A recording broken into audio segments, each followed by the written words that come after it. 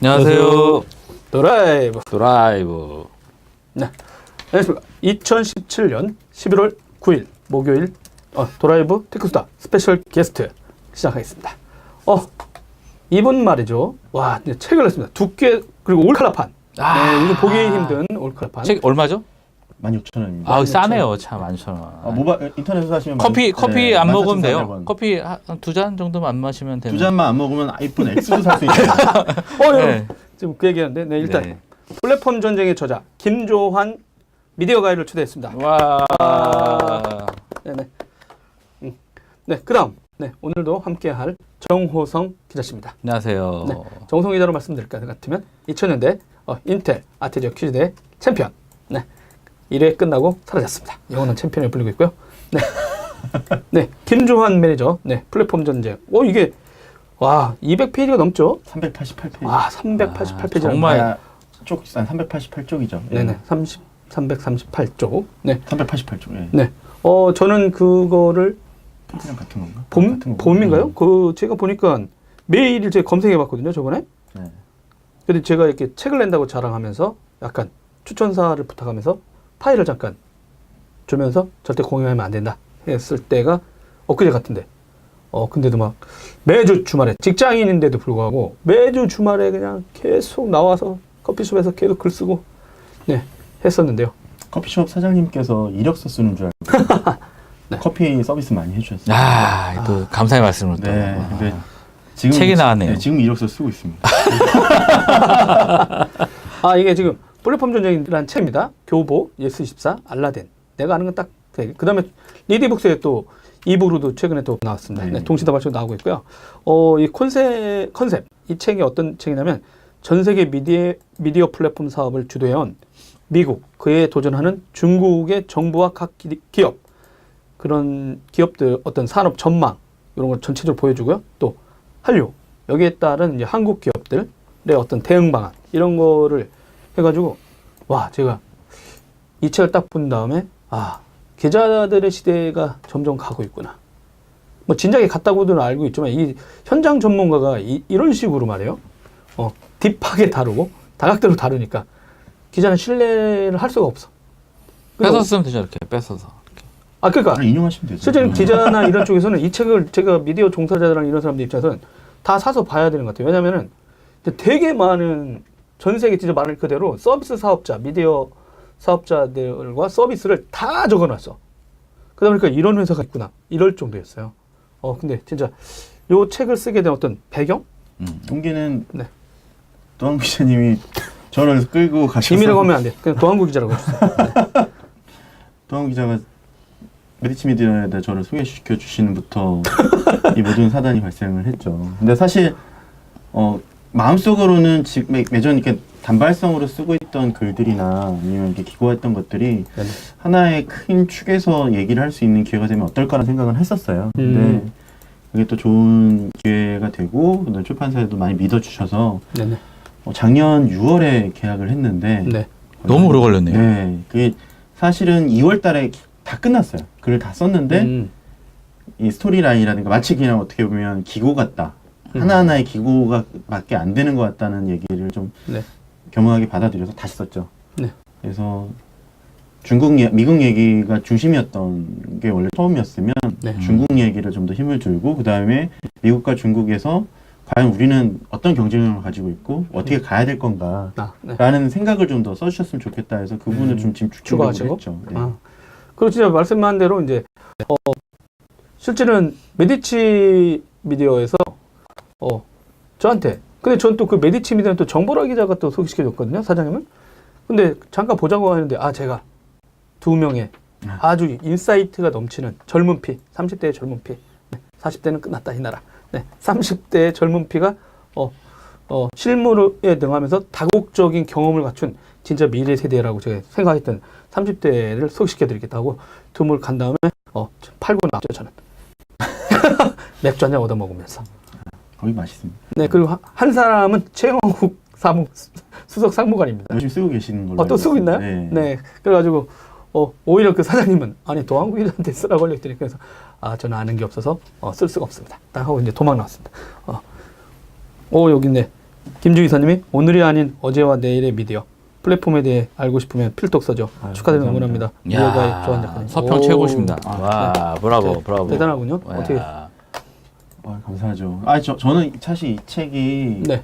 그 약간의 우리가 모르고 있던 부분들이라고 하기에는 좀 그렇지만 네. 발전하고 있는 중국과 그 다음에 말로만 듣던 미국이 정말 어떤 스탠스로 이 아시아 시장, 그동안 한국 시장을 바라보고 있는지에 대해서 좀 부족하지만 누군가는 조금 알렸으면 좋겠다. 왜냐면 그 미디어 관련된 책이 보통은 나오면 다들 망했대요.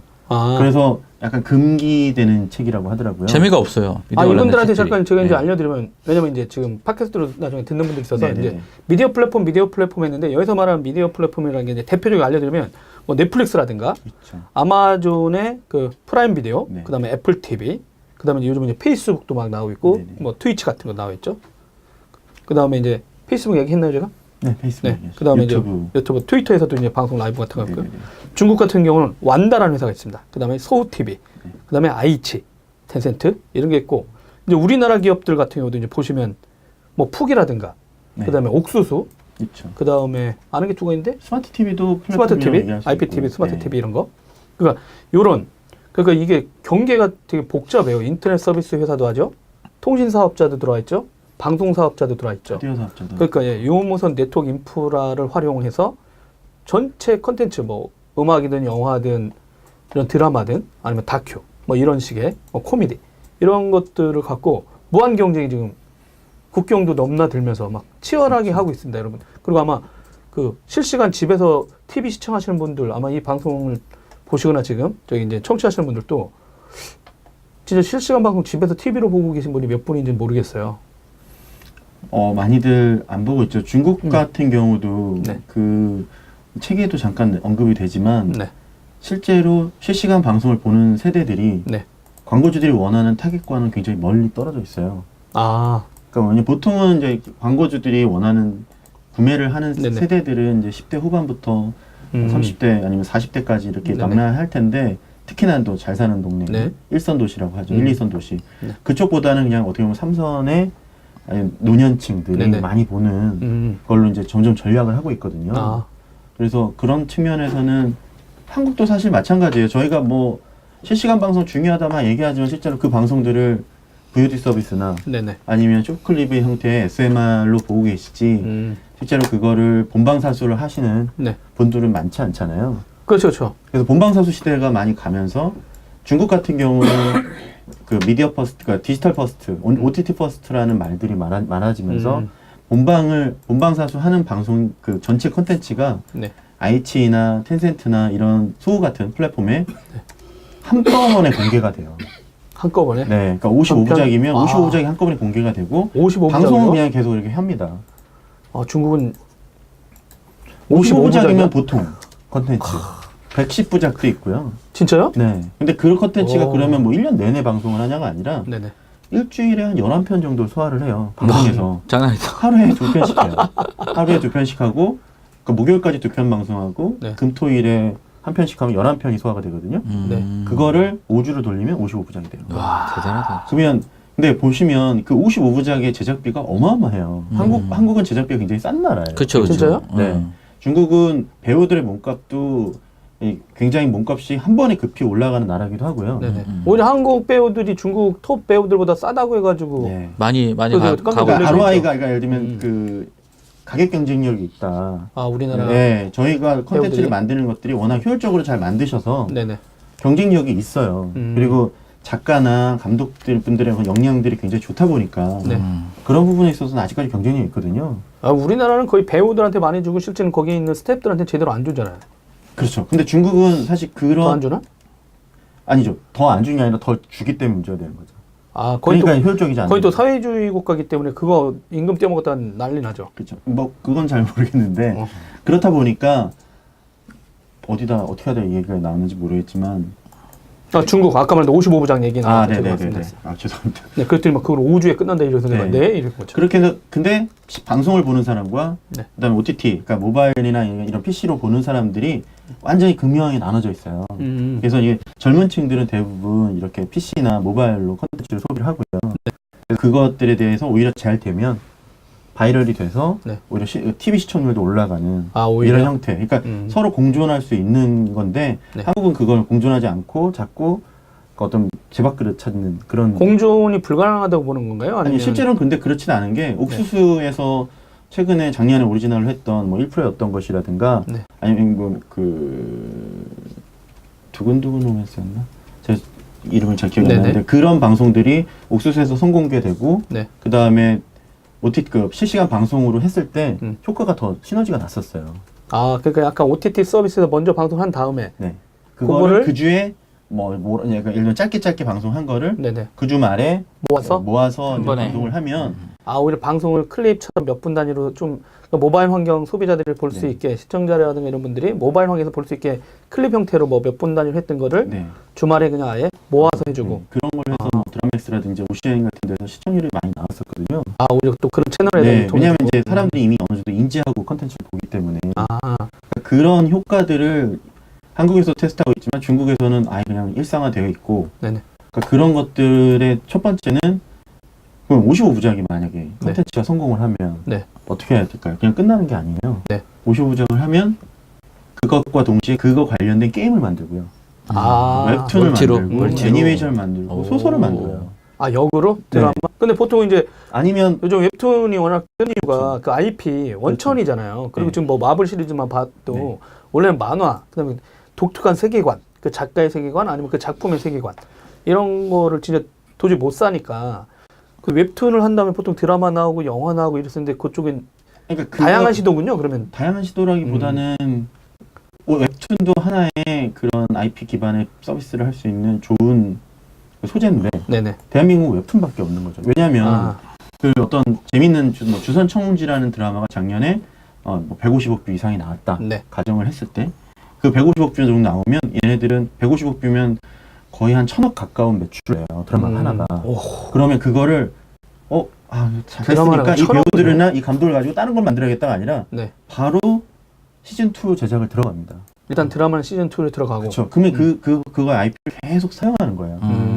근데 저희는 이 책에서도 언급을 하지만 태양의 후예가 나온 다음에 네. 사실 실제로 재미 본 거는 태양의 후예 제작사와 네. 그다음에 이제 송송 커플이잖아. 예, 결혼했잖아. 그다음에 감독, 네. 작가잖아요. 네. 그 컨텐츠의 가치는 네. 오래 가지 않거든요. 사실 태양의 후예처럼 그렇게 빅히트를 하면 네.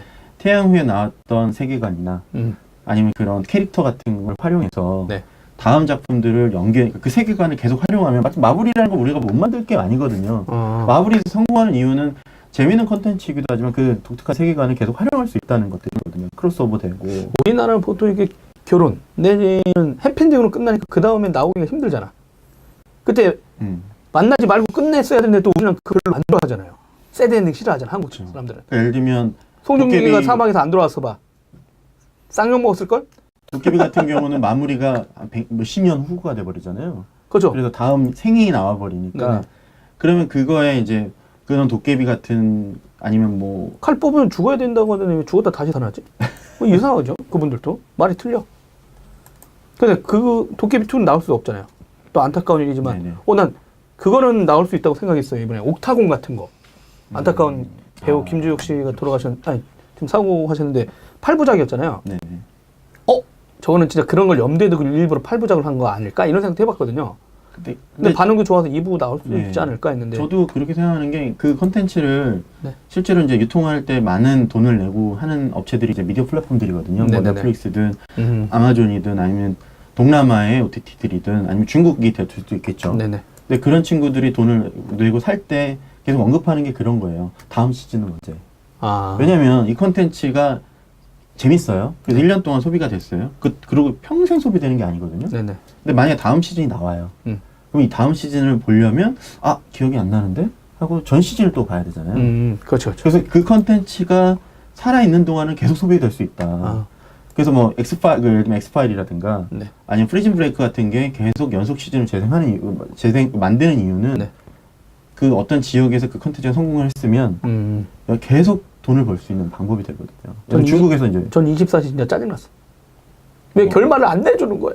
처음에 미래에 접했을 때 화가 나. 근데 그런 긴 호흡을 몇 개월 더 기다리란 말이야? 미국에는 많이 되어 있고 한국은 사실 그렇게 대표적인 사례가 뭐 처용이라든지 막대 먹는 영자씨 정도밖에 네네. 없어서. 아.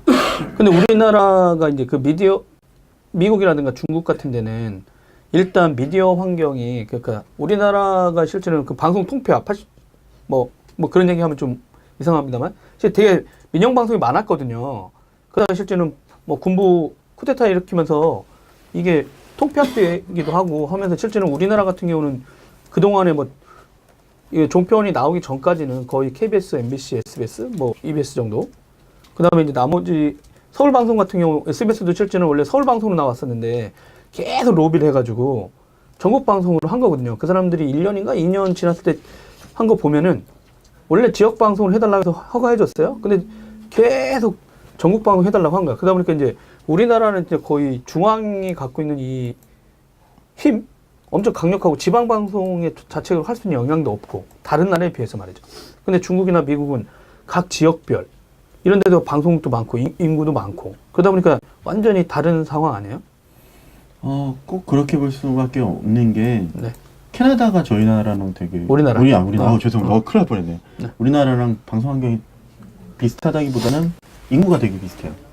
아, 인구. 네, 인구나 아니면 미디어 환경이 되게 많이 비슷한데 네. 거기서도 시즌제나 이런 것들이 미국 영향을 많이 받아서겠죠. 네네. 그래서 컨텐츠 제작이 많이 되고 음. 방송사가 그렇게 많이 있거나 하지는 않거든요. 아, 근데 장점이 있어요. 왜냐하면 컨텐츠를 시즌제랑 단편제랑 하면 이제 다양한 컨텐츠들을 만들어낼 수 있다는 건데 단편으로 이렇게 가는 것들에 네네. 대한 장점이긴 한데 이제 방송 환경이 바뀌고 있잖아요. 이런 디지털 소비가 많아지고 있는 상황에서는 이렇게 소비가 자꾸 단편적으로 되면 이런 제작사라든가 네. 아니면 유통사들이 굉장히 어려움을 겪는 경우들이 많죠. 왜냐하면 성공을 할 줄 알고 만든 거를 그렇죠, 그렇죠. 만약에 예를 들면 망해버리면 다시 돌아올 수 없는 아. 그럼 이제 배우나 작가나 감독들만 살아남을 수밖에 없는 환경이 되니까 네.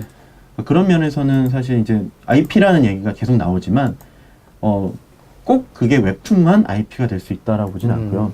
드라마나 소설이나 왜냐면 우리나라 같은 경우 이제 리니지라는 게 이제 웹툰 일단 초대박 났던 게 또 게임에서 초대박 났잖아요. 그쵸. 지금까지도 나오잖아요. 리니지. 물론 이름은 동일한 이름은 나오고 있으니까. 네. 그러다 보니까 이제 우리나라 입장에서는 웹툰을 통한 되게 다양한 확장이 있었다 보니까 이제 했는데 해외는 이미 웹툰이 아니더라도 우리 드라마에서 성공하면 그렇죠. 다시 웹툰으로 갈 수도 있고 게임으로 갈 수도 있고. 대부분 그 시작이 웹툰이거나 소설이거나 아니면 뭐 이게 다양한 이제 아니면 뭐 설화라든지 되게 다양한 쪽으로 이렇게 가고 있죠. 정근호 박사님이 플랫폼 정리도 시즌제로 나오라고. 네, 어떻게 생각해요? 근데 그건 제가 지금 결정할 2세 들어왔습니다. 여러분 일단 박수를 보내주시고요. 네. 그리고 뭐 진짜 저희가 리뷰하지만 여기 독자들 중에 제 마음대로 선정해서 나중에 책을 좀 몇 권 선물해 드리도록 하겠습니다. 네네네. 제가 원래 갖고 왔어야 되는데 아니 아닙니다. 저도 정신이 없어서. 근데 요 대답해 주세요. 플랫폼 전쟁도 시즌제. 근데 그거는 3세 찍으면 가나요? 제가 결정할 수 있는 사항이 아니고 그럼요. 출판사에서 하자고 하시거나 아. 니면 그 제작 방향이 좀 나오면 좀 저도 생각해 볼 수 있는데 지금 사실 책에 있는 모든 내용을 다 쏟아부어서 네. 머릿속에 더 있는 이상 게 더 별로 이상 없어요. 없다. 더 이상 없다. 저도 공부 좀 해야 되고 네네네. 네, 그리고 사실은 쓰게 되면 IP나 아니면 음악 그리고 뭐 좀 다양한 쪽의 얘기들을 하고는 있어요. 왜냐면 이 책에서 좀 밑을 안 닦은 것처럼 이렇게 마무리가 확실하게 되지 않은 부분들이 있는데 네네. 그 부분들에 대해서 저도 자신감이 붙으면 좀 더 얘기해보고 싶은 마음도 있고요. 그리고 여기 언급하지 않은 플랫폼들이 꽤 있습니다. 네. 그럼 한번 디테일하게 한번 물어보죠. 이 미국 같은 경우는 이제 넷플릭스라는 것 때문에 실제 전 세계가 다 많이 이런 거 네. OTT 서비스에 대해서 많이 노출이 돼 있고, 근데 국내에서는 이제 그 왓챠라는 회사가 스타트업이 뭐 분석하다 이쪽으로 나와 있고, 그리고 이제 IPTV가 워낙 강력한 제기구나 통사가 프랑스랑 또 그런 부분이 비슷하죠. 일단 넷플릭스, 그다음에 미국 이제 아마존 프라임 비디오, 그다음에 애플 TV, 그다음에 이제 페이스북도 영상 쪽 막 들어있어. 왓치가 네. 나오죠. 네. 그다음에 이제 뭐 유튜브도 일단 방송 플랫폼으로서 네, 하고 유튜브 있고, 트위치는 라이브도 게임. 나오죠. 근데 유튜브 아마존은 되게 웃겨요. 이런 것도 프라임 비디오로 알려주면서도 또 별도로 게임도 생중계하는 그런 트위치도 방송 있죠. 플랫폼이 네. 있었고, 또 최근에는 아마 이달 말로 기억될 텐데요. 아마존 웹 서비스 그 클라우드 행사할 때 생중계하는 플랫폼을 또 하나 샀어요. 미디어 플랫폼 뭐 하나 또 샀대요. 그걸 통해서 또 현장 라이브를 또 한글로 해가지고 한다고 코딩 그러죠. 업체 아닌가요? 예, 맞아요. 무슨 인코딩하는 어떤 전문 회사를 해가지고 저희도 제가 현장 잘 중개 아는 전문을 또 뭐 그렇게 쓸 수 있도록 뭐 서비스에 얹겠다 이러더라고요. 아마존 웹 서비스에. 그거는 이제 그러면 B2B로 쓸 수 있게 그렇죠. 하는 하겠다 거고요. 뭐 이런. 근데 이런 미국 플랫폼 얘기하면서 이제 넷플릭스를 얘기 안 할 수 없잖아요. 네. 어떤 회사면 진짜 넷플릭스는 1990년대 후반에 뭐 너무 유명하죠. 리드 네. 헤스팅스라는 사람과 그다음에 이제 몇몇의 그 파운더들. 네. 지금은 이제 그분들이 나가서 다른 회사, 뭐 레드박스니 뭐 이런 다양한 회사들을 차리긴 했지만 그 파운더들이 DVD 디스크를 가지고 네네. 렌탈 사업을 했던 회사예요. 지금처럼 뭐 미디어 스트리밍이나 네, 뭐 이런 아마 것과는 전혀 다른 거죠. 네, 두 번인 아니 이 회사는 워낙 유명하니까 뭐 네. 간략한 설명 그 정도인데 그 플랫폼을 두 번이나 뒤엎었다. 근데 아니 왜 이렇게 얘네가 인기가 많은 거예요? 넷플릭스가. 인기가 많았다기보다는 진짜 어떻게- 그러니까 스타트업이 다 모든 회사가 그러겠지만 네. 가려운 부분 그리고 이제 고객들의 페인 포인트를 명확히 알고 들어갔던 것들이 맞는 것 같아요. 예전에 우리나라도 비디오 가게가 있었잖아요. 네네네. 비디오 샵들이 있었고 거기서 이제 비디오를 빌려서 만화책을 빌렸을 때 안 갚으면 제때 안 주면 책값보다 더 이제 그렇죠. 연체료가 더 많아지는 그렇죠. 그런 비즈니스 모델이 이거 좀 불합리한 거 아닌가라는 생각에서 시작을 한 거고 그래서 이제 월정액 어떤 일정 금액만 내면 네가 빨리 반납만 하면 그때는 어느 정해진 기간이 있겠지만 뭐 디스크, 원디스크, 투디스크 이거는 동시에 가져갈 수 있는 것들이 있고요. 네. 뭐 반납만 빨리 하면 원하는 만큼 올유캔잇을 할 수 있는 비즈니스 모델을 약간 새롭게 만들었죠. 네. 근데 이 친구가 리드 헤스팅스 CEO가 이 내는 아이디어들이 다 좋긴 한데 네.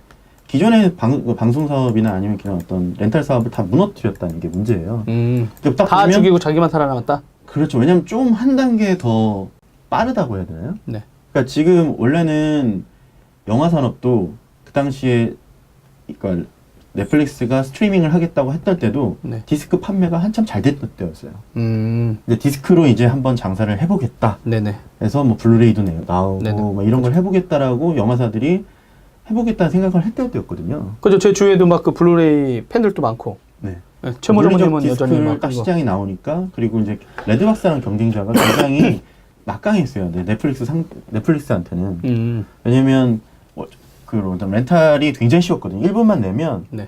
월마트니 어디니 이렇게 빨간 그 우체통 같은 데서 네. 디스크를 빌려요. 그리고 어디든 또 반납을 할 수 있는 그런 또 시스템이었는데 얘네들과 경쟁을 하면서 자기들이 월 9.9불이라는 비용이 네.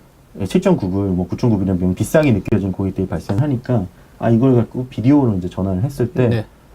갑자기 아무 생각 없이 영화를 잘 팔고 있던 영화사들이 영화 배급사나 영화사들이 이제 피해를 본 거죠. 아. 그래서 매출이 어느 정도냐면요 반토막이 났어요.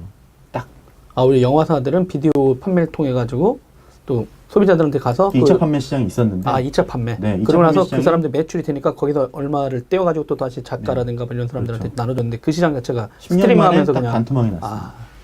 그러니까 사실 영화 산업은 더 커지고 있고 극장은 사람들이 더 많이 가는데 우리 관련된 부가 판권이나 이런 시장은 네. 그 미국 시장에서는 줄어드는. 그렇죠. 네. 아이러니한 일이 발생했네요. 네. 그게 넷플릭스 때문에. 때문이나 뭐든 넷플릭스가 선도를 한 건 맞고요. 넷플릭스가 그걸 또 잘 해가지고 소비자의 선택을 받으니까 오히려 그렇게 또 흘러갔고요. 그렇죠. 왜냐하면 그 당시에는 애플이나 아마존이나 그다음에 뭐 애플 이런 업체들은 디스크를 판매하는 것 대신에 디지털로 렌탈을 해주고 그렇죠. 그다음 디지털로 판매하는 모델들을 가지고 요걸 성장해 가야지라고 있는데 갑자기 여기서도 월정액 모델로 그냥 뭐 마음대로 무제한으로 볼 수 있는 모델을 내놓으니까 네. 무제한이라는 표현이 굉장히 뭐 오늘도 아까 다음 주제에 들어가시겠지만 망사용료라든지 네네. 망통일성 이런 데서 많이 또 이슈가 되는 거거든요. 그렇죠. 콘캐스트나 이런 친구들도 자기는 유료 방송을 하고 있는데 넷플릭스라는 애들이 컨텐츠를 가지고 무제한으로 볼 수 있게 돈을 더 안 내도 네네. 내면 되니까 안 내도 그 고객들이 볼 수 있으니까 그런 거 이제 불만을 갖게 되고 계속 이제 시장에서 큰 이슈들을 냈고 보통 우리나라 아이고 죄송합니다.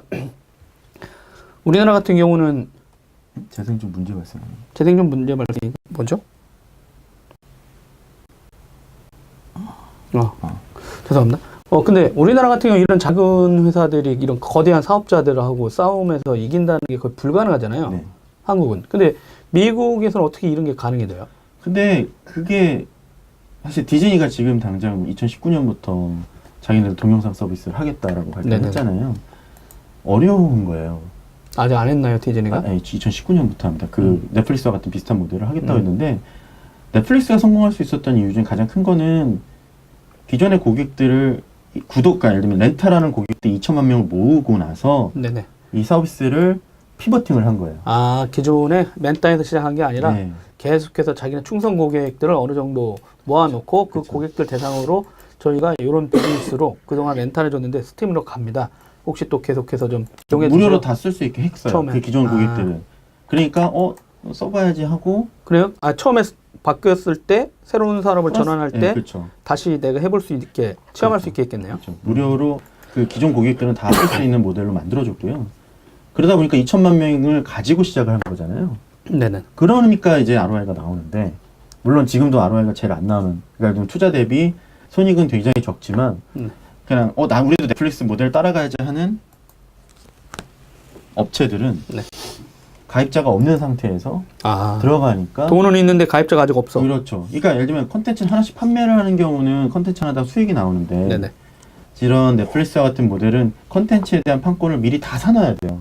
컨텐츠 숫자가 되게 많아야 또 사람들이 들어와서 볼 거잖아요. 아, 또 시작하는 지점에서는 아무것도 없으면 안 되니까 그렇죠. 네. 일반 인터넷 서비스를 만든 거랑 다르군요. 네, 그러니까 아마존도 사실은 기존에 수천만 명이 가지고 있던 10만 명 이상 갖고 있던 네. 아마존 프라임 멤버라는 게 있기 때문에 원래 있었어요? 그렇죠. 그러니까 원래 그건 아마존도 쇼핑을 이 위해서 사업을 나왔던 해요? 모델이죠.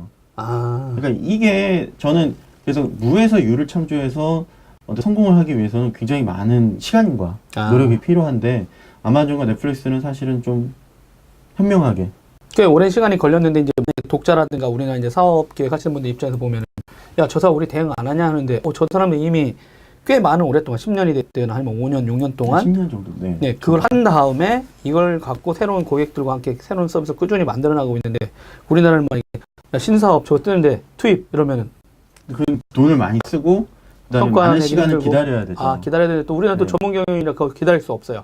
2년 안에 성과 못 나면 1년 안에 잘려 일단. 그래서 그런 일이 많죠. 좋은 방법은 그럼 기존의 그런 가입자 기반을 확보하고 있는 서비스를 인수를 하거나 투자를 해서 그걸 가지고 시너지를 내면 좋을 수 네. 있는데 네. 독자적으로 뭔가 이 사업에서 우리가 살아남겠다. 그러면 사실은 보면 한국 시장이 그렇게 큰 시장이 아니잖아요. 아까 네네. 잠깐 언급을 하셨지만 한국 시장이 작다. 네. 근데 작은 데서 뭔가 싸워서 이겨야겠다라고 보는 것보다는 뒤에도 언급을 했지만 그러니까 책의 뒤에도 언급을 했지만 동남아나 이런 시장에서 이미 한국 콘텐츠를 가지고 잘하고 있는 친구도 있어요. 네, 그리고 진짜 되게 웃겼던 게 예전에 라인 메신저 있잖아요. 네. 이게 누구지? 군대 간 양반 지금. 별에서 온 그대? 별에서 온 그대. 그 변전 씨하고, 배우 얘기하는 거죠? 남자 배우. 예. 그 나왔던 거 있잖아요. 별에서 온 그대. 그 주인공의 성씨가 도시였죠. 죄송합니다. 근데 그럴 때 왜 동남아 이 얘기를 하냐면 중간에 갑자기 라인에서 PPL이 들어가요. 메신저가. 처음부터 들어간 게 아니더라고. 맞아요. 그래서 내가 나중에 물어봤거든요. 카카오 때문에 그런 거냐. 니네 뜨니까 그러니까 도대체 무슨 소리냐. 지금 저거 동남아에서 초대박 났다. 맞아요. 근데 지금 거의 실시간성으로 동남아 분들도 국가에 있는 분들도 우리나라 드라마를 바로 본다. 이런 얘기를 하더라고요. 그러다 보니까 그 시장을 자기네 라인이 지금 가고 있는데 그래서 빨리 태웠다는 거예요. 그러다 보니까 거기서 이제 라인 쓰고 나왔잖아요. 그러니까 동남아에서 라인이 금방 저 사람 쓰는 이게 뭐지? 근데 이 마케팅하고 이게 절묘했더라고. 근데 카카오톡은 전혀 그런 거 안 했었죠. 그 인디펜던스 데이 최근 개봉한 영화. 네네. 1년 넘은 것 같긴 한데. 그쵸. 리저넌스라는 영화에 보면, 거기 보면 처음에 예전 같았으면 비디오 화면 채팅하는 게 나오면 항상 스카이프가 네네네. 나왔죠. 거기 QQ 메신저가 나와요. 일부러 그분들도 중국 시장을 겨냥해서 그런 걸 쓰는 건가요? 그렇죠. 파라마운트가 만든 영화인데요. 배우도 중국 중국 배우랑 그다음에 그러니까 중국계 싱가포르 배우 둘이 초반 15분을 다 끌고 가요. 그래서 처음에 보면 중국 영화인 줄 알게 오해를 하게 만드는 게 있거든요. 일부러 그런데 이제 그런 콘텐츠조차도 시장이 있는 곳에 배우를 그렇죠. 쓰고 거기에서 쓰고 있는 일반 서비스를 탑재시켜서 그쪽 사람들이 저거 우리 건데? 이렇게 생각할 수 있게. 그런 것도 있고 알릴 수도 있고. 그러니까 왜냐면 중국 시장이 미국 시장이 한 영화 시장으로 보면 70, 80% 수준까지 수준이 오르거나 그거보다 더 많이 매출이 나오는 경우도 발생을 해요. 네네. 그러니까 중국 시장을 겨냥 안 하고 만들 수가 없죠. 그리고 중국 투자, 중국 배우, 그다음에 중국 문화가 나오지 않으면 동시 개봉이 안 됩니다. 요즘은요? 네. 중국에서? 네. 아, 그러면 동시세봉이 안 되면 매출의 30% 정도가 날아간다고 보시면 돼요. 그럼 어쩔 아니 수 이번에 없죠. 진짜 되게 웃기더라고요. 트럼프 대통령 한국 갔다가 지금 중국 가 있는데 여러분 자금성을 통째로 사람을 못 들어가게 했어. 우리나라 만약 경복궁 다 아무도 못 오게 하고 저 문재인 대통령도 맞았어 봐. 난리 날 거 아닙니까? 미친이가 하냐 이랬는데 중국답죠. 저거 진짜 너를 위해 준비했어. 자금성 우리 같이 거닐래? 이러면서 하는데 진짜 그 정도 이게 뭐 야 이거 배포가 크다고 해야 되나 진짜 그렇죠. 중국이라는 시장에 대해서 그런 자신감을 저는 받는 근데 건지. 그 합작 영화들 별로 좋아하지 않아요 개인적으로. 망작들이 많이 나오고 있어서. 왜요? 아니 그 뜬금없는 스토리들을 막 우겨 넣기 때문에 아 저는 컨텐츠 측면에서는 실제로 어떻게 생각하세요? 좀 그런 평가 많이 받고 저번에 있지 않아요? 실제 김주환 매니저가 이제 그런 얘기 했었죠. 왜 전지현 씨하고 그 남자 누구지? 그 인어 나온 거? 누구지? 이민호 씨. 이민호 씨. 그랬더니 중국에서 주성치가 만든 인어 나온 영화가 초대박 났다. 뭔지 알아요. 그러다 보니까 우리나라 드라마도 갑자기 인어를 해가지고 그때도 중국 투자가 했죠. 그렇게 해가지고 빨리 만든 거다. 유명한 배우 써가지고 캐스팅하면서. 근데 우리는 이제 그 아는 사람들 그게 눈에 보이는 거 아니에요. 중국 시장의 어떤 컨텐츠 흐름이나 이런 거 있는데 우리는 잘 몰랐거든요. 근데 중국 제작자들 우리나라 제작자들 많이 인수하지도 않았나요? 투자도 많이 하고. 투자도 하고. 예, 제작사보다는 이제 엔터테인먼트 쪽에 투자를 회사들. 많이 하는 게 에이전시나 이런 쪽에 하는 게 궁극적으로 나중에 자기들한테 힘이 될 건 배우들이라든가 아니면 뭐 가수들 개별적으로. 네. 그렇게 그러니까 컨텐츠를 생산해서 중국에 다시 들어가기는 사드 이후로는 좀 어려울 것 같아요. 그러니까 풀리더라도 왜냐하면 이미 그때 그 자국내 시장에서 자기들 컨텐츠 경쟁으로도 어마어마하게 지금 컨텐츠 시장에 들어가고 있는데 그거를 우리의 컨텐츠가 딱 한국에서 만들었으니까 자 보세요. 하긴 어려운 게 태양의 후예 이후로 한국 컨텐츠가 사실은 많이 실패를 했어요. 그건 알려지지 않았죠. 중국 소비자들한테 선택을 많이 못 받았다. 네, 그래서 오히려 초대박이 난 건 중국 컨텐츠들이고 그 컨텐츠들이 궁금하시면 왓챠플레이 보시면 되게 많이 들어와 있어요. 그래서 한번 보시면 좋을 것 같아요. 왜냐면 중국을 저희가 굉장히 무시하고 컨텐츠에 대해서 터부시하는 게 있지만 전 세계에는 한국 컨텐츠가 코리아이기 때문에 보는 게 아니라 재밌어서 보는 거잖아요. 그렇죠. 중국 컨텐츠도 대박 나는 컨텐츠는 재밌거든요. 제가 들었던 내용 중에 이제 중국 분들이 미국에서 이제 거기서 살고 있는 사람들도 한국 드라마 좋아하는 이유가 한국 학생하고 중국 학생들이 잘 어울린대요.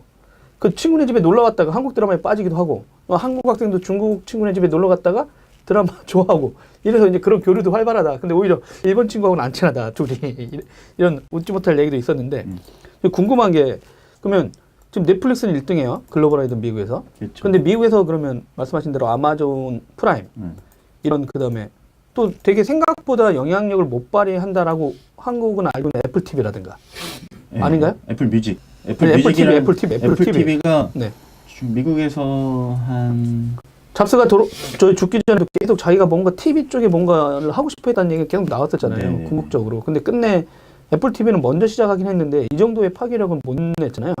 3위 정도 하죠. 중국 시장에서 3위 정도, 미국 시장에서 3위 정도 하는데 적지 않은 숫자고요. 그리고 3위 해도 그리고 거기 통해서 많은 콘텐츠를 소비하는 아이튠즈 비디오를 통해서 많이 구매를 하기 때문에 그리고 애플 뮤직 자체가 이제 약간 동영상 서비스로도 많이 트랜스포메이션이 됐어요.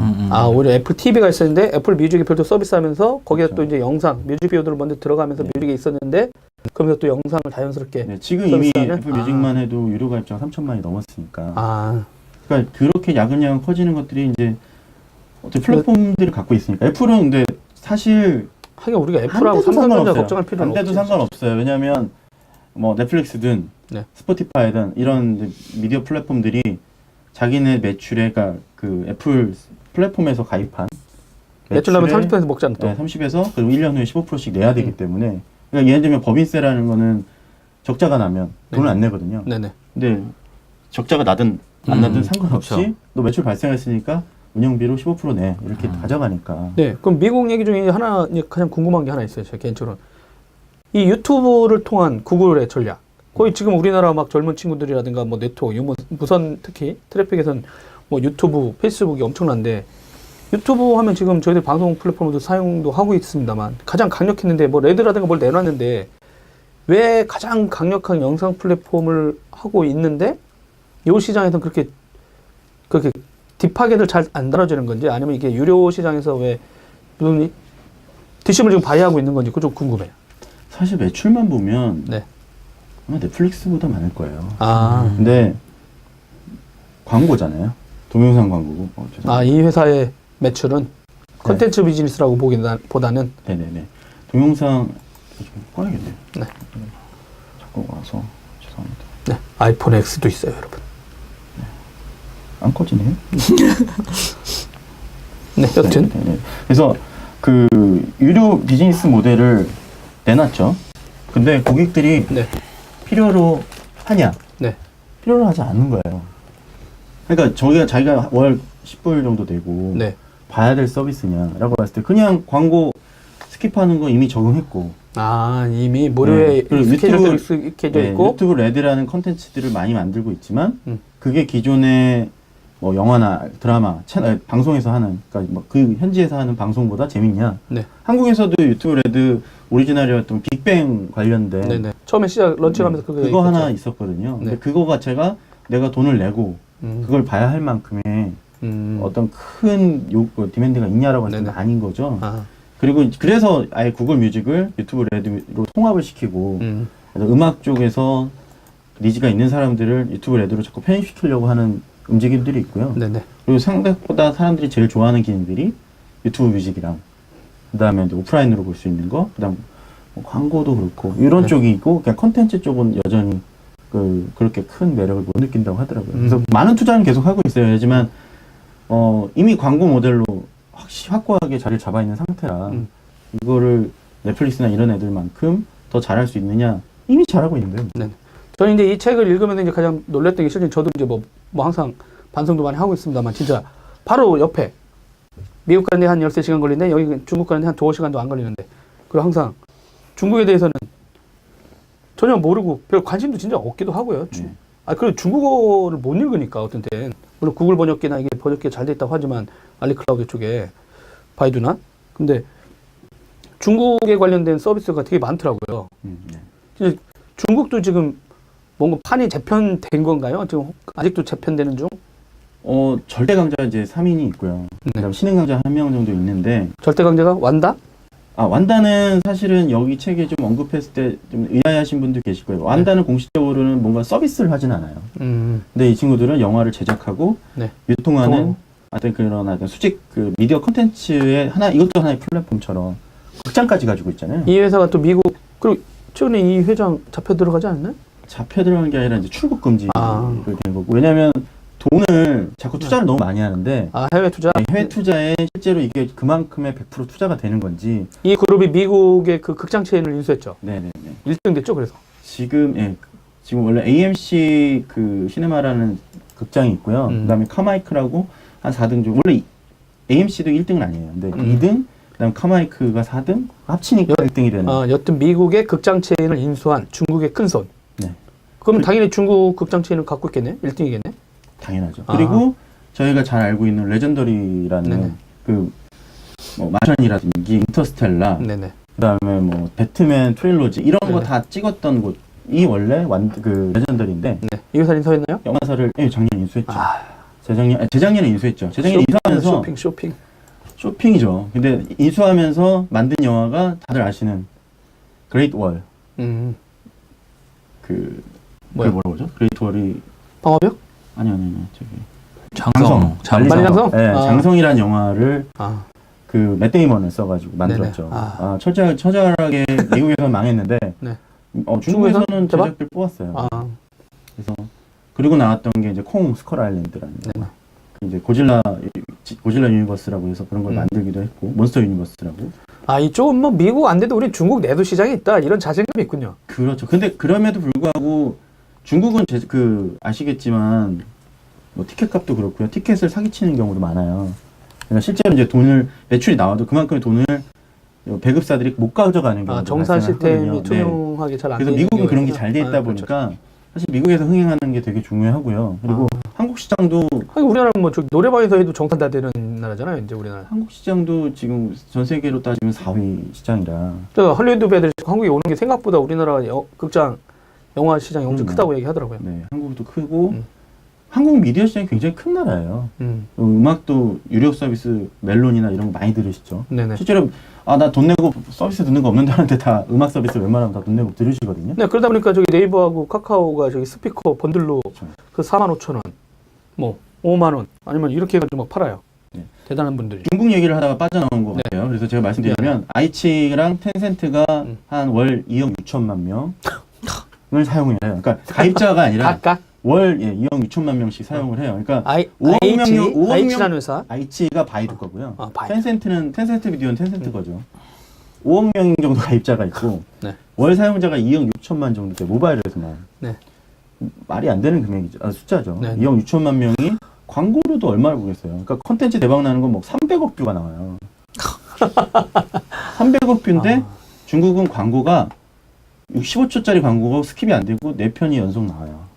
스킵이 안 돼? 네. 그걸 봐야지 한 편을 볼 수 있어요. 우리나라 15초 있는 거를 탓하지 말아야 되겠네. 그렇죠. 우린 그것 때문에 욕했는데. 음. 이 인간이 내 데이터 요금 15초를 가져가네 그냥. 중국은 TV를 켜도요. 광고가 15초 동안 나와요. 진짜요? TV를 켜도. 일반 TV요? TV에서 광고가 나와요. 네. 그동안 아무것도 못해요. 여기는 진짜 엄청나게 많은 방송국들이 있습니다. 우리나라보다 훨씬 민영화되어 있고 다양하게 돼 있어요. 네. 채널이 1000개가. 네, 저기 차정희 기자 갑자기 뜬금없이 들어와서 국민의 방송 플랫폼을 정상화시켜주세요. 아니 그거 왜 돌아? 네. KBS 화이팅! 응원하고 있습니다. 화이팅! 아이치가 잘 알려지지 않은 건데 네. 넷플릭스만큼이나 오리지널 많이 만들고요. 그리고 정말 많은 콘텐츠들이 유통이 되고 텐센트 같은 경우는 텐센트 스포츠, 텐센트 비디오, 텐센트가 이제 QQ 뮤직, 네네. QQ 텐센트 QQ 스포츠라고도 하는데 얘네들은 진짜 종합 엔터테인먼트 플랫폼이고 그게 다 90년대생들을 이후 태어난 친구들을 위한 플랫폼으로 돼 있어서 정보 모바일에 그렇죠. 최적화된 돈 세대. 진짜 다 주고 라이센스 다 사오고요. 영화를 또 다른 세대가 등장한 거군요. 중국 내에서도. 그렇죠. 영화 같은 거 미국에는 영화 합법적으로 다 볼 수 있어요. 텐센트 비디오에서. 그게 2억 6천만 명. 그리고 저희 맨날 얘기하는 요쿠투도 네. 중국의 유튜브라고 하는 친구들 알리클라우드, 알리바바 1억 소속이죠. 2천만 명 정도밖에 안 돼요. 아직? 그러니까 많이 줄어든 줄어든 거예요. 많이 안 써요. 그래서 걔네들은 해외 콘텐츠나 이런 데 파트너십도 많이 하고 아직도 손을 많이 뻗고 있는데 네네. 한국 시장에 콘텐츠가 안 들어오니까 좀 힘들어하는 것도 있죠. 그리고 또 하나가 저희 최근에 가장 화제가 됐던 서비스가 콰이라는 거 아시죠? 네. 그게 콰이쇼라는 동영상 플랫폼이에요. 뜬금없이 페이스북이나 인스타그램에 많은 사람들이 막 올리고 막 이렇게 하더라고요. 근데 저는 그때 그걸 딱 보고 아니 내가 이게 저기 스노우 네이버에서 만든 자회사에서 만든 스노우가 있거든요. 그 스노우 갖고 옛날에 장난치고 막 라면 먹는 거 입에다 올리고 이렇게 했다가 몇 번 올렸더니 사람들이 왜 그러냐 도대체 너무 거북스럽다 이러더니 갑자기 지금 말씀하신 서비스가 이름 뭐죠? 콰이라는 서비스. 네, 1억 얼마 지금 가입자가 전 세계 합치면 1억 명 정도 되고요. 그리고 한국에서 1천만 다운로드? 거의 그 정도? 네, 그렇죠. 젊은 사람들 엄청 많이 다운로드 받고 있다는. 네. 근데 그거가 지금 저희가 보고 있는 프레임은 네. 근데 그 텀 앤 컨디션에 문제가 있어서 자기가 영상 올리면 그걸 막 불법적으로 사용을 한다. 네네. 라는 쪽 얘기를 하지만 실제로 그 서비스가 얼마나 많이 쓰고 있고 제가 알기로는 바이두랑 텐센트인 걸 거예요. 그 두 회사가 3억 5천만 불 정도 투자를 해서 양쪽이 좀 투자인가요? 네, 서로 투자하겠다. 그러니까 왜냐면 이 서비스가 굉장히 뜨고 있거든요. 네네. 중국 내에서도. 그래서 거의 이런 동영상, 숏클립이죠. 숏폼이라고 하는데 짧은 영상들을 만드는 플랫폼으로는 1등.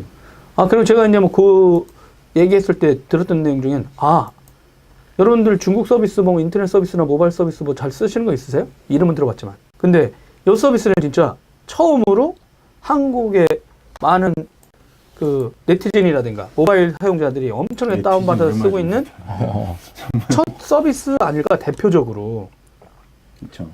그런 것 같아요. 그러니까 위챗이나 이런 걸 알죠. 뉴스에서 많이 보고 중국에서 뭐 한대요. 이제 커뮤니티 하려면 뭐 해야 돼요. 이런 얘기 있었는데 실제로 일반인들이 쓰는 중국의 첫 서비스 2017년이 돼서 드디어 중국의 첫 서비스가 한국한테도 모바일하고 이게 젊은 세대를 틈타 그리고 소셜 확장 통해 가지고 자연스럽게 우리가 찾아온 거 그거 대단한 것 같아요. 네. 한국의 준비를 좀 한 걸로 알고 있고요. 한국에서도 이제 홍보팀이나 마케팅을 하시는 분들이 계시고. 왜냐면 깔았더니 네이버하고 저기 카카오를 로그인할 수 있는 인증 메커니즘을 연동시켜 놨어요. 소셜 로그인 할 수 있게. 그러니까 당연히 한국을 준비 많이 했네? 이런 생각이 들더라고요.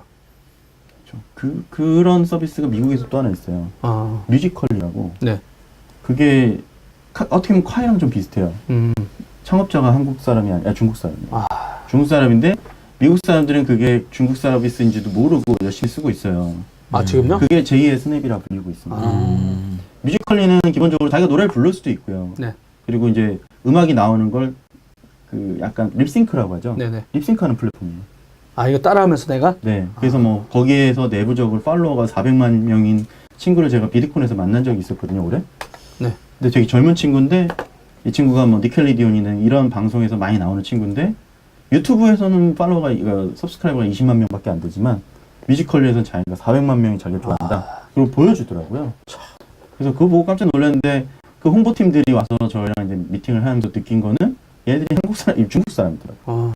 근데 이제 우리나라는 기본적으로 인터넷 서비스 업체에 등장할 때마다 말씀한 대로 이제 저작권이라든가 이런 이슈가 있고 실제 미디어도 그걸 엄청 공격하거든요. 실제 막 피키캣에 나왔을 때도 저거 진짜 완전 저작권 개념이 아무도 없는 거 아니냐 이래서 엄청 공격을 했어요. 그러다 보니까 근데 이런 환경 이제 어떻게 보면은 이제 기본적으로 이제 우리는 그렇게 생각하고 있는 거잖아요. 무슨 서비스를 생각할 때 후발주자든 아니면 아이디어가 있어도 진짜 못하는 게 이제 그 저작권을 할 수 없다라고 우리 이제 교육받고 그렇게 그건 잘못된 거야 이렇게 하니까 아예 생각이 없어졌잖아요.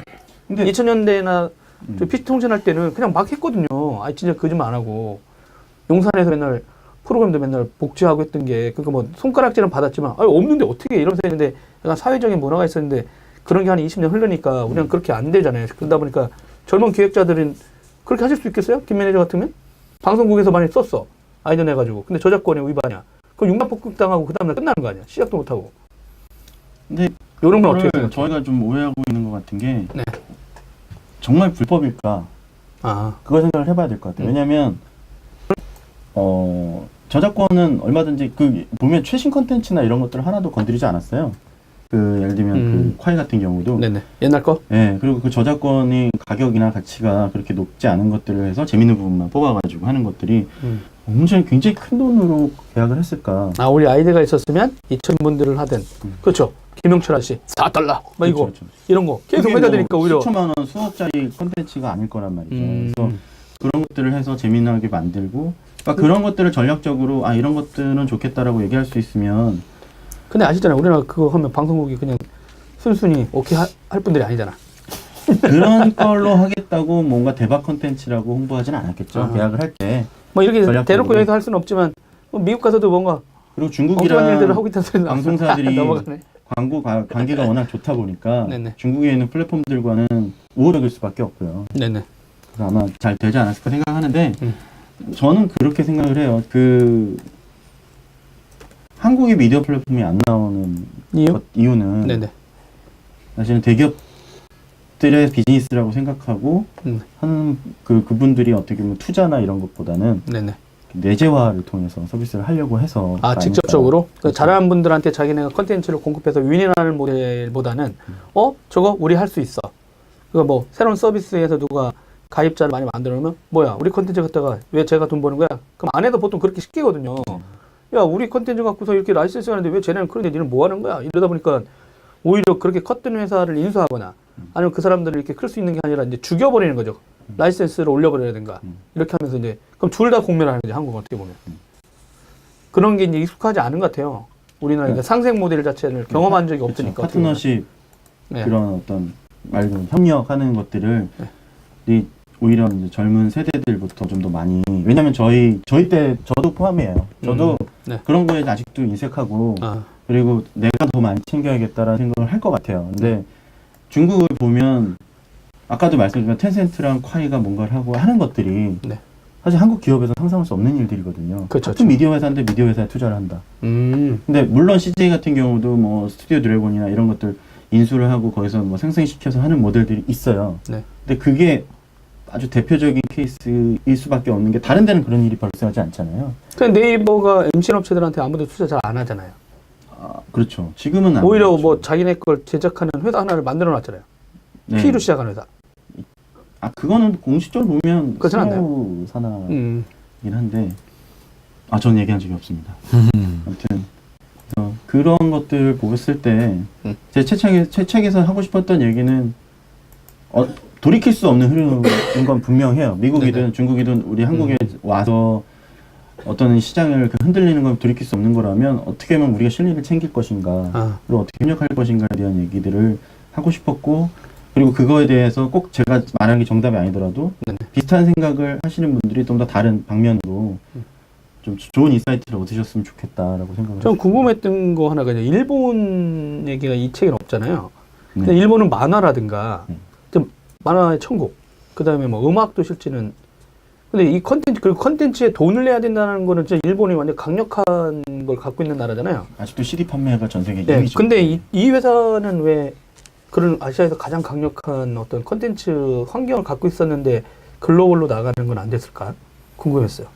글로벌로 나간 보시기에 사례가 거의 소니 없죠. 같은 회사도 있잖아요. 소니는 예전에 음악 사업 같은 걸 영화 하려고 사업도 했던 하고 막 플랫폼이나 이런 미국에도 것들. 막 투자하고 했는데 오히려 지금 보면은 뭐 중국 업체가 지금 소니처럼 일본 기업이 막 미국 가가지고 되게 상징적인 빌딩 사듯이 지금 어떻게 보면 중국이 그렇게 하고 있잖아요. 그러니까 미국 언론들도 일본에 이어서 이제 중국이 침공하는 거 아니야? 막 이런 식의 시각이 있었거든요. 근데 소니 같은 경우도 미디어 그룹도 사고 별거 다 했고 그리고 소니에 대한 어떤 인식은 선진국에 있는 사람들 엄청나게 여전히 강력하거든요. 근데 그런 회사가 있었는데 소니 일본 회사들은 이렇게 컨텐츠 비즈니스를 성공적으로 확장시키는 데는 그게 성공하지 못한 거잖아요. 실패했죠. 그 왜 그렇다고 보세요? 인구도 있고 저작권에 대한 마인드 다 갖고 있고. 그게 사실은 좀 위험한 얘기일 수도 있는데 네. 한국이랑 너무 비슷해서 그런 게 아닌가. 기업 문화라든지. 자기가 다 하려고 하는? 예, 그러니까 컨트롤을 하려고 하고. 큰 회사가 지금 직접? 소니가 그 위키리스크에서 공개됐던 거는 소니 피처스를 얼마나 망쳐놨는가에 대한 이게 나왔어요? 얘기들이 되게 많이 있었어요. 네. 그래서 예를 들면 뭐 007이라든지 네. 뭐 그거에 대해서 회장단부터 해서 하나하나 다 컨트롤하려고 하고 뭔가 자기 제조업 하듯이 네. 제품 하나 만들 때마다 그렇죠. 꼼꼼히 관심 갖듯이 컨텐츠 사업도 그렇게 컨트롤하다 보니까 잘 모르는 분들이 그거를 이렇게 알게 하는 것들이 어떻게 보면 지금의 한국은 아니겠지만 예전에 한국 그런 사업 기업 문화랑 들어가 너무 흡사해서 경영적인 사고 방식이 좀 그런 것 같아요. 중국도 좀 중국 약간 좀 다를 수도 있는데 중국도 바뀐 바뀐 케이스고. 케이스고 우리나라도 그렇고 일본도 근데 일본은 원래 내수 시장이 됐기 때문에 그분들이랑 뭐 다른 비즈니스랑 이런 거 했던 분들 얘기를 들어보면 항상 좀 그냥 우린 여기만 해도 맞아요. 이거가 되고 비즈니스가 되는데 굳이 글로벌로 그래서 유학도 잘 안 가게 되고 그냥 국내에서만 잘 하는 그런 게 좀 있는 것 같아요. 망가 같은 경우 웹툰 같은 경우가 안 된 이유가 네. 책이 너무 잘 팔리는 거예요. 중국 일본 내에서. 네네. 그리고 그거를 굳이 안 해도 왜냐면 해외에서도 라이센스에서 책이 많이 팔리는데 우리가 이걸 굳이 왜 하지? 네. 알아서 여기서만 네, 네. 잘하면 잘 나가는데 굳이. 그런데 중국에서는 만화책 자체가 라이센스나 이런 것들이 초반에 없을 때는 또 잘못했던 게 그냥 무료로 줬어요. 공짜로. 그냥 일단은 뭐 언젠가는 전 처음에 만화책 보고 비닐 포장돼 있길래 왜 그러지? 모르고 뜯었다가 사야 됐어. 그러니까 보고 놀 수도 중국에서는 있지만. 일본 웹툰이 아직도 무료인 경우가 많아요. 그러니까 웹툰 아니 일본 만화가 스크린돼서 이제 돼가지고 근데 그게 불법이 아니라 그 친구들이 이제 무료 라이센싱을 해준 거예요. 우리나라 왜 안 해주죠? 네. 한국은 돈이 되는 책이 팔리잖아요. 그러니까 그런 관점 그리고 컨텐츠를 만약에 해외로 나갔을 때 오히려 뭔가 노이즈가 생기고 그 자기네 컨텐츠가 너무 손이 많이 가고 네. 피해가 될까봐 그냥 말씀하신 것처럼 한국 일본 내 시장에서 그냥 자국 시장에서 얼마든지 소화가 되니까. 네. 벌써 1시간이 지났는데 저 최욱 아저씨처럼 한 번 더 나와야 되겠는데? 한국인은 하지도 못했어. 동남아하고. 다 얘기하면 책을 누가 사나요? 맛배기입니다. 맛배기 책에 더 많은 내용이 있잖아요. 이달 안에 한 번 더 나와요. 아, 23일경. 왜냐면 다음 주는 저희가 부산 지스타에 가거든요. 부럽습니다. 부산에 와서 하시든가. 회 먹으면서. 언제요? 다음 주 목요일. 다음 주입니다. 목금토. 저희 지스타 갑니다. 네. 네. 여튼 여러분 지금 아이폰은 2017년 지금 해야지. 네. 11월 9일 도라이브 테크수다 초대 손님 플랫폼 전쟁의 저자 김조한님과 얘기를 나누고 있습니다. 진짜 그런 내용이 실제 이 책에는 되게 디테일하고 숫자가 또 되게 잘 돼 있고 진짜 술술들 익혔어요. 제가 이제 놀랬던 게 뭐냐면 진짜 이게 숫자가 엄청나 책에 모든 그래프도 많고 그러다 보니까 진짜 기자들 입장에서 보면 뭐가 좋았냐면은 이런 업체가 있는 일단 업체 이름 생소했던 업체들하고 근데 이런 업체 있어요라고 하는 거고 모토그래프 분들이 안녕하세요 인사했네요. 그래요? 네. 모르겠네. 저는 시력 1.5 이번에 시력이 안 좋아서 저기 모니터가 안 보입니다. 여튼 무슨 얘기한 거지? 데이터. 기자가 보기에 데이터가 많다. 그러니까 쓸만한 그냥 데이터가 이렇게 많다. 설명한 어설픈 사람이라기보다는 디테일이 되게 강한 사람이었던 것 같아요. 그러니까 그런 게 되게 있고 그러다 보니까 그걸 오랜 시간이 걸렸어도 또 바뀐 게 있으면 또 다시 바꿔야 되니까. 그러니까 기자들 같은 경우는 아니요 저 같은 스타일은 숫자를 자꾸 안 넣거든요 일부러. 귀찮아지니까. 그리고 숫자 하나 잘못하면 이제 막 그래프 하나 잘못 그리면 난리도 나고 확인하는 게. 근데 300페이지가량 읽으면서 그런 일이 되게 많아서 야 이거 진짜 엄청나게 심혈을 기울여 썼구나. 그리고 책을 만든다는 것도 일단 엉덩이 깔고 앉아 있어야 된다는 거거든요. 시간에. 엉덩이가 무겁죠. 엄청난 힘들이죠. 엉덩이가 커서 가능했답니다. 그래서 어떻게 보면 이제 조만간 이렇게 강연도 하시나요 이제? 네, 그 메디치에서 뭐 해주시는 것도 있고. 언제 강연해? 다음 주부터 월요일부터 계속 있고요. 네. 그리고 북 MBA라고 네. 그쪽에서 이제 강연하는 부분도 있고 이제 사실 그때 메디치 사장님이 한 말씀 있죠. 책을 내면 우린 강연 플랫폼에 태워 저자를 이러면서 그 이미 네트워크를 탔습니다, 지금. 그 네트워크가 또 화려하잖아요 메디치 쪽에 네. 필진 분들이 드디어 이제 되게 유명인으로 이제 우리 만나기 힘들어지나요? 아니 그건 아닌데 그 강연이 굉장히 곳곳에 있더라고요. 그러니까 뭐 지역별로? 네, 그래서 좀 저도 차를 이제 사야 되나? 차 없나요? 네, 저도 네, 뚜벅인가요? 첫 차 선택은 모토그래프. 첫차 선택은 첫차 선택은 모토그래프를 보고 첫 차를 선택하는 거야? 참고하라. 그렇죠. 전 그래서 네. 요즘에 모토그래프 영상을 많이 보고 있어요. 서진덕 PD 이거 편집하기 힘들겠다. 모토그래프에 그래프가 많이 나오죠. 네. 그래프라는 알겠습니다. 공통점. 그러면 일단 일본에 여기서 일본 완다시와는 여기서 끝내야 돼. 네. 그러니까 이달 안에 한 번 더 나오는 걸로. 한국하고 알겠습니다. 동남아 쪽 이슈가 있으니까. 부산은 갈 수도 있죠. 이상 김조한 매니저와 얘기를 나눠봤습니다. 플랫폼 전쟁은 2부에도 계속되고 여러분 2세 찍었대요. 다들 박수 쳐주시고 다 여러분이다. 꼭 한 권씩 사서 알겠습니다. 그럼 조만간 2부에서 찾아뵙겠습니다. 고맙습니다. 네, 감사합니다.